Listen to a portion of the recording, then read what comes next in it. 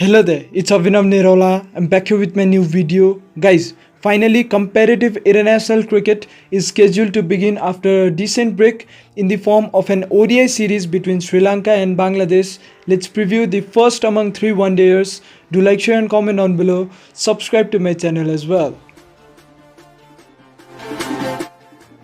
On 23rd of May 2021, the Sere-Bangla National Cricket Stadium, Dhaka is going to host this encounter. The statistics of Bangladesh at the Sere-Bangla is quite commendable even against highly ranked sides. Naturally, the surfaces of this stadium are quite helpful for the spinners and the batsmen. Since Sri Lanka also are well equipped in spin bowling, don't really expect Bangladesh to ask for a square turner with the curators. Hence, a flat surface is expected to be installed for this matchup on the back of a bit of moisture over it. The Pacers might have quite a bad time after the first 5. Mammoth total expected to be posted.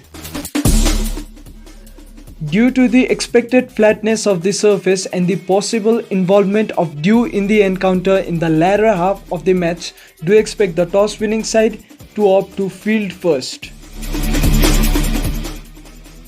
Sri Lanka, Danushka Gunathilaka, Kusal Pereira captain, Pathun Nissanka, Dhananjaya De Silva, Asen Bandara, Nirosan Dikwella wicket-keeper, Isuru Udana, Wanindu Hasaranga, Lakshan Sandakan, Dusmanta Chamira and Asita Fernando. Sri Lanka are now off to create a whole new pace in their cricketing journey by the elimination of major veterans such as Matthews, Chandimal, Karunaratne, Pradeep, Mendes, Lakmal, etc. and the introduction of a whole new setup.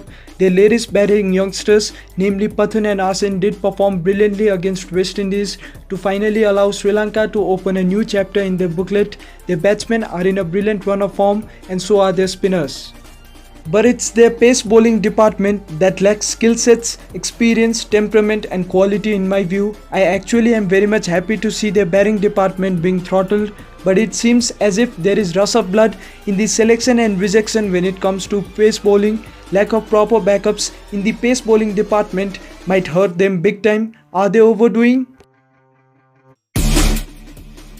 Bangladesh, Tamim Iqbal captain, Shomu Sharkar, Saqib Al Hasan, Liton Das, Mohammad Mithun, Musfiqur Rahim wicket-keeper, Mehmadullah, Mehdi Hassan Miraj, Mohammad Saifuddin, Taskeen Ahmed and Mustafizur Rahman.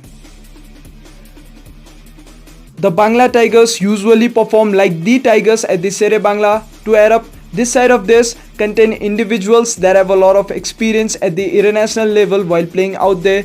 In spite of the experience factor, I feel that both these sides are quite even in the batting and the spin bowling department. The only thing that separates these two sides is the pace bowling department in my view.